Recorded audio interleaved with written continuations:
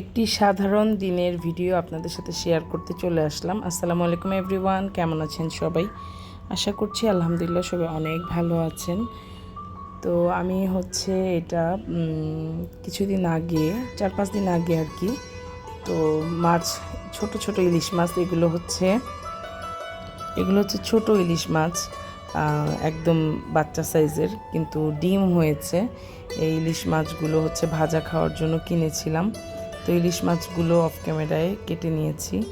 তো আমি একসাথে মাছ যেগুলো কাটতে হয়, যেমন ইলিশ মাছ, চিংড়ি মাছ, এগুলো আমি একসাথে 2 দিনেরটা গুছিয়ে নর্মাল ফ্রিজে রেখে দিই, তাতে আমার একটু সুবিধা হয়।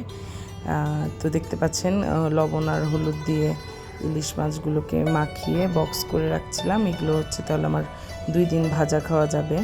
তো অনেক সময় আমি আস্ত ভাজাও করি, আবার অনেক সময় হাফ করেও করি, আবার অনেক সময় পিস করেও করি। তো সেদিন পিস করে করলাম। আর চিংড়ি মাছগুলোকে বেছে নিয়েছি। তো কিছুটা চিংড়ি মাছ আমি কচুরমুখী আর পুঁই শাক দিয়ে রান্না করব। আর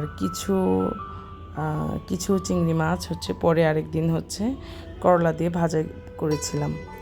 তো চিংড়ি মাছ দিয়ে করলা ভাজি বা চিংড়ি মাছ দিয়ে যে কোনো কিছুর মধ্যে একটু দিলে দেখা যায় যে বাচ্চারা খায়, বাসার সবাইও খায়। তো আমি একটু চিংড়ি মাছটা একটু কম পছন্দ করি অ্যালার্জির কারণে। তারপরেও বাসায় যেহেতু সবাই পছন্দ করে, সেই জন্য সবার জন্য একটু করে রান্না করছিলাম। তো কচুরমুখী আর পুঁই শাকের ডাঁটাটা দিয়ে আমি চিংড়ি মাছটা মশলার মধ্যে ভালো করে কচুরমুখী কষিয়ে তারপরে শাক দিয়ে দিব। তো শাক হতে যেহেতু সময় লাগে না, তো কচুরমুখী আর পুঁই শাকের ডাঁটাগুলো কষে আসার পরে আমি পুঁই শাকটা দিয়ে দিচ্ছিলাম। তো আমার সেদিন গ্যাস কম ছিল, কম গ্যাসের মধ্যে আমি এক চুলাতে একটু একটু করে রান্না করি, আবার ঘরে আসি, বাচ্চাদের একটু পড়াই। তো এইভাবেই বাসায় ফিরে আমার এইভাবেই কাজ করতে হয়। তো বাসায় ফিরে আমি দেখা যায় একদিন একটু খুব রান্নাবান্না করি, আরেকদিন একটা আইটেম করলে আমার হয়ে যায়। একটু বেশি তরকারি থাকলে আমার একটা আইটেম করলেই হয়ে যায়। তো আমি চিংড়ি মাছ আর পুঁই শাক দিয়ে মুখির তরকারিটা রান্না করছিলাম। তো রান্নাটা মজা হয়েছিল। আর আমার বড় ছেলে, ছোট ছেলে দুজনকে আমি জোর করে করে খাওয়াইছি এই তরকারিটা। তো বাজারে মনে হয় ইলিশ মাছের দামটা একটু কমেছে ইদানিং।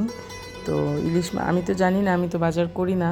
তো আপনারা কে কে জানেন অবশ্যই আমাকে কমেন্ট করে জানাবেন, ইলিশ মাছের দাম কি কমেছে না বেড়েছে। তো আমার বাসায় সরিষার তেল না থাকে, আমি সয়াবিন তেল দিয়ে মাছ ভাজা করব।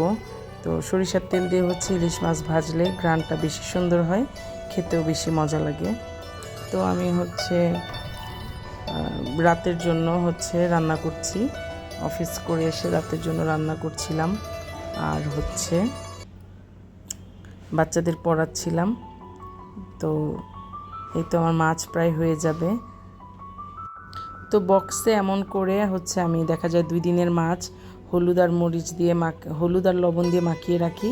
তাতে করে আমার সুবিধা হয় কি, আজকে যেহেতু খেলাম আর ওইটা পরের দিনেরটা বেশি মজা হয়, কারণ পরের দিন ওই নর্মাল ফ্রিজে থাকার কারণে মাছটা সুন্দর করে মেরিনেট হয়ে যায়। এই জন্য পরের দিনটা খেতে বেশি ভালো লাগে।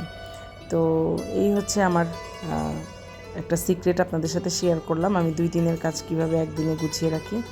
আর মাছ ভাজাতে তো অবশ্যই পেঁয়াজ দিতে হবে, তা না হলে বাসায় কেউ পছন্দ করে না। পেঁয়াজটা হলে পেঁয়াজটা দিয়ে সবাই খায়। তো এই তো আমার রান্না প্রায় শেষ হয়ে গেছে। আমার ভিডিও যদি ভালো লাগে তাহলে আপনারা আমার পেজটা ফলো দিয়ে পাশে থাকবেন। সবাই অনেক ভালো থাকবেন। আল্লাহ হাফেজ।